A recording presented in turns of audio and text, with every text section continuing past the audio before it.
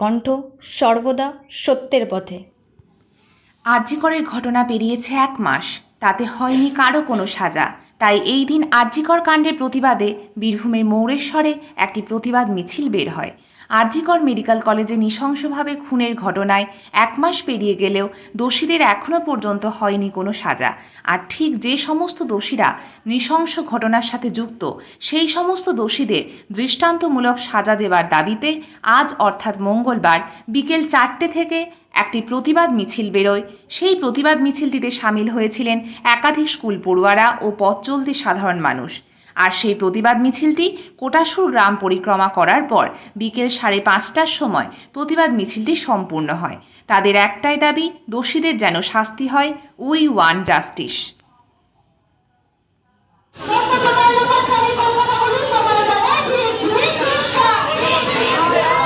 এই প্রতিবাদের স্বরে স্বর মিলিয়েছেন আপনারা। যেভাবে গৃহের সকল কাজের পরেও আপনারা বলেননি যে তিলোত্তমা নামের একটি মেয়ে, যার বিচারটা হওয়া খুব দরকার, খুব দরকার, খুব দরকার।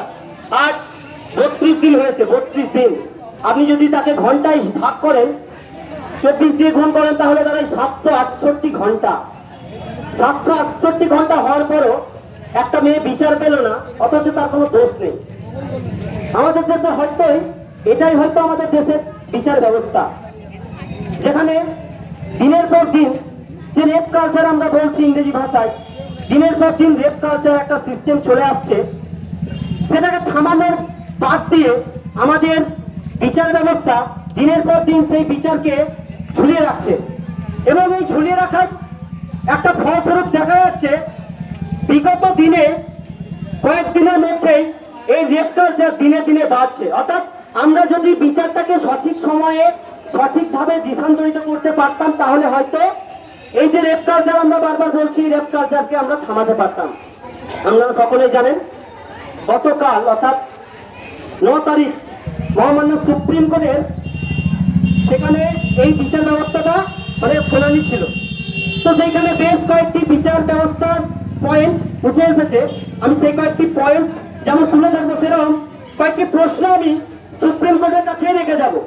সুপ্রিম কোর্টকে প্রশ্ন করার অধিকার আমাকে সুপ্রিম কোর্টই দিয়েছে, আমাকে এই দেশের সংবিধানই দিয়েছে। অবশ্যই সুপ্রিম কোর্ট যে রায় দিয়েছে সেই রায় আমরা মানছি, কিন্তু এই রায়ের মাধ্যমে আমাদের যে মনের জিজ্ঞাসা, সেই জিজ্ঞাসা আমরা মহামান্য বিচারপতি, মহামান্য বিচারালয় সকলের কাছে আমরা পৌঁছে দেব। সুপ্রিম কোর্ট প্রথম দিন অর্থাৎ যেদিন এই কেসের শুনানি হয়েছিল, সেই দিন সুপ্রিম কোর্ট হলফনামা দিয়ে বলেছিল যে শান্তিপূর্ণভাবে যদি কেউ আন্দোলন করতে চায়, অর্থাৎ আন্দোলনকারীদের উপর কোনোভাবেই কোনো পুলিশ আটকাতে পারবে না, দমন পীড়ন নীতি চালাতে পারবে না। কিন্তু পরিপ্রেক্ষিতে আমরা কি দেখলাম? দমন পীড়ন তো বাদ দিন, সেই ইংরেজদের সময়ে যে দমন পীড়ন আমাদের ভারতীয়দের উপর হতো, সেই রকম দমন পীড়ন হয়েছে। আপনারা জানেন কিছুদিন আগে ছাত্র সমাজের ডাকে নবান্ন অভিযান ছিল। তারা অন্য কিছুতে যায়নি, তারা শুধু মুখ্যমন্ত্রীর কাছে কয়েকটা প্রশ্ন জিজ্ঞাসা করতে গিয়েছিল যে আমাদের এই যে রাজ্য, আমাদের এই যে সমাজ, এই সমাজে আর কতদিন এই রেপ কালচার চলবে? আপনি দয়া করে নিজের সিট ছেড়ে উঠে এসে জবাবটা দিয়ে যান।